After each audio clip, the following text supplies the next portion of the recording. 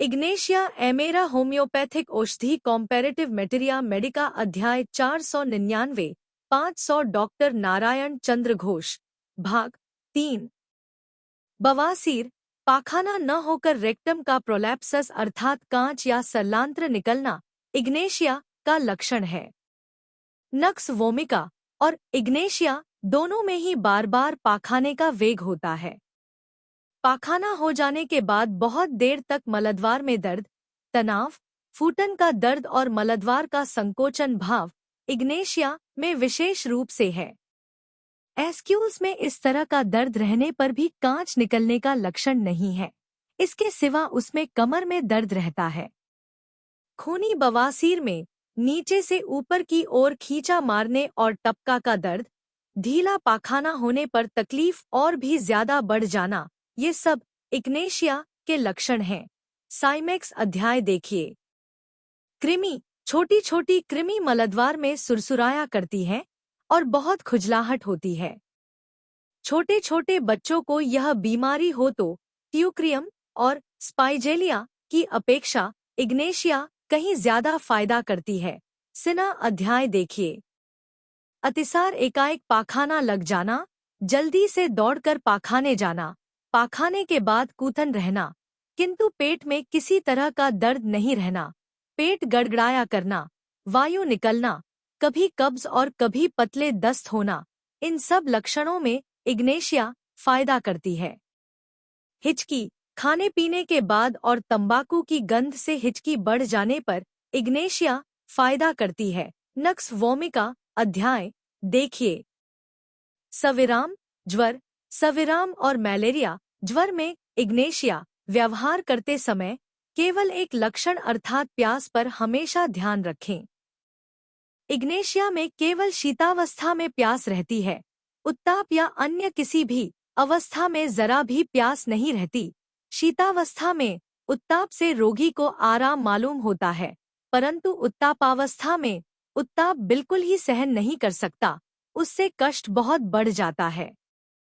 Capsicum में शीतावस्था में प्यास रहती है, किंतु उससे शीत और उत्ताप दोनों ही अवस्थाओं में गर्मी से आराम मालूम होता है।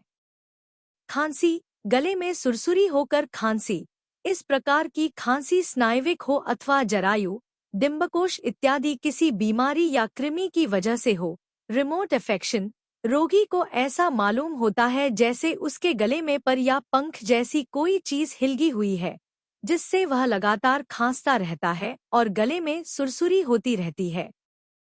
इग्नेशिया की खांसी रात में सोने पर बहुत बढ़ जाती है। रोगी जितना ही खांसता है गले की सुरसुरी और खांसी उतनी ही बढ़ती जाती है। किसी तरह भी खांसी बंद नहीं होती। अंत में प्राणपण से चेष्टा करके खांसी को दबा रखना चाहता है।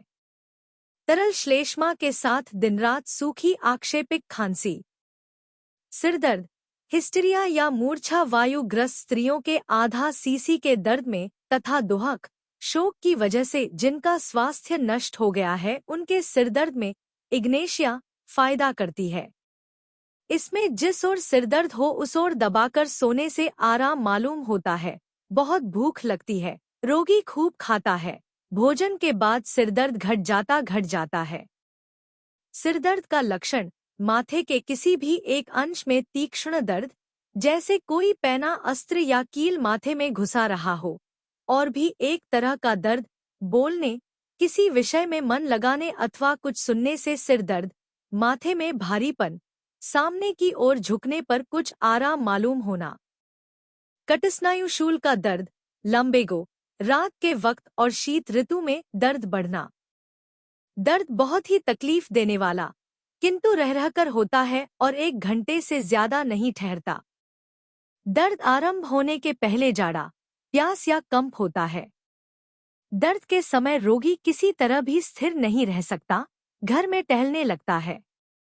वृद्धि, तंबाकू, कॉफी और शराब पीने से, तेज गंध से, मानसिक चंचलता या शोक से, जाड़े से, सवेरे और नींद खुलने पर। उपशम, उत्ताप से, जोर से दबाने से, कड़ी चीज खाने और चलने फिरने से। बाद की दवाएं ars, bell, calc, china, lyco, puls, rhus, sepia, sulphur. क्रियानाशक एसेट एसी, अर्निका, कांकू, कैमो, पल्स। क्रिया का स्थितिकाल 9 दिन। क्रम 6 से 200 शक्ति।